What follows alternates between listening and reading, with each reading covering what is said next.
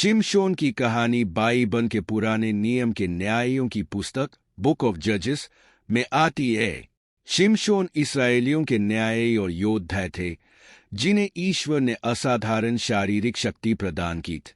यह शक्ति उनके लंबे बालों में निहित। उनका जन्म भी एक चमत्कारिक घटना थी, क्योंकि उनके माता पिता को बहुत समय तक संतान नहीं हुई थी। शिमशोन का जीवन विभिन्न कठिनाइयों और साहसिक कारनामों से भरा हुआ था। जन्म और बचपन। शिमशोन का जन्म इस्राएल की उस समय की स्थिति के दौरान हुआ था जब फिलिस्ती लोग इस्राएल पर अत्याचार कर रहे थे। शिमशोन की मां को एक देवदूत ने बताया कि उसका पुत्र ईश्वर का सेवक होगा, जिसे नाजीर कहा जाएगा।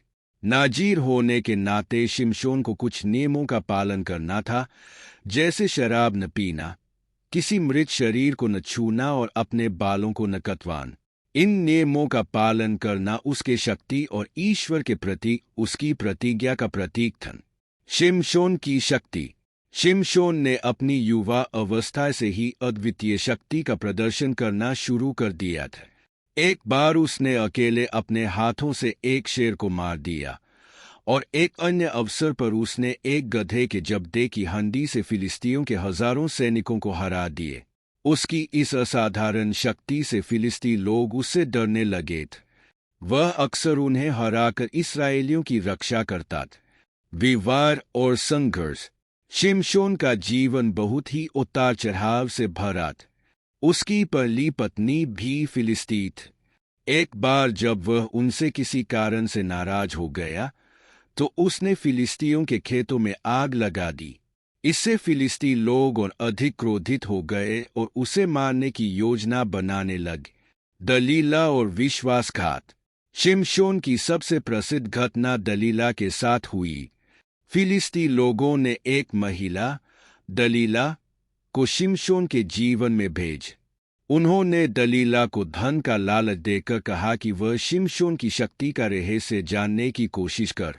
शिमशोन ने पहले उसे गलत जानकारी दी और कई बार उसे भ्रमित करने की कोशिश की, लेकिन दलीला ने बार बार उसे अपनी शक्ति का रहस्य बताने के लिए मजबूर किए। अंततः शिमशोन ने दलीला को बता दिया कि उसकी शक्ति उसके बालों में है और यदि उसके बाल काट दिए जाएं तो वह अपनी शक्ति खो देगा। दलीला ने यह बात फिलिस्ती लोगों को बता दी। जब शिमशोन गहरी नींद में था, दलीला ने उसके बाल कटवा दिए। बाल कटते ही शिमशोन की शक्ति चली गई। फिलिस्तियों ने उसे पकड़ लिया, उसकी आंखें निकाल दी और उसे बंदी बना लिए। अंतिम प्रतिशोध। फिलिस्तियों ने शिमशोन का बहुत अपमान किया और उसे एक कैदी के रूप में रखा, लेकिन धीरे धीरे उसके बाल फिर से बनने लगे और उसके साथ उसकी शक्ति भी वापस आने लग।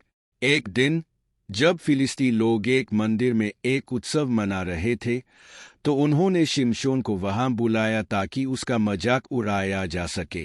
शिमशोन ने ईश्वर से प्रार्थना की कि उसे एक बार फिर से ताकत दे दी जाए ताकि वह फिलिस्तियों से बदला ले सके। उसने अपनी पूरी ताकत से मंदिर के मुख्य स्तंभों को धक्का दिया, जिससे मंदिर गिर गए।